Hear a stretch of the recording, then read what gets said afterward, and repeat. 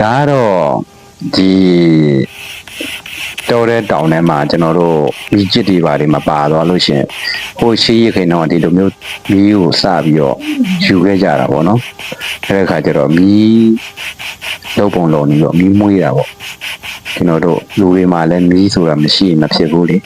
ကျွန်တော်တော့မှအခုဗီဒီယိုရိုက်တဲ့မီးဒီနဲ့ပါလိနဲ့ရိုက်ပါကျွန်တော်တို့တော်ဒီကြည့်ဖြစ်တာဟုတ်မီးကျစ်တွေဘာတွေမပါခဲ့ရင်ပေါ့နော်ကျွန်တော်ရဲ့ဘုဒ္ဓတာအနေနဲ့ကျွန်တော်ရဲ့မိတ်ဆွေတွေကိုတင်ဆက်ပြတာပေးတာပေါ့ຫນွေကျိုးနဲ့ဝါးနဲ့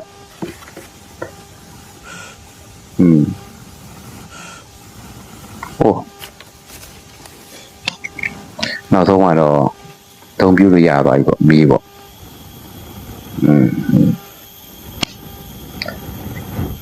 အိုးအိုးဒီပါပြီ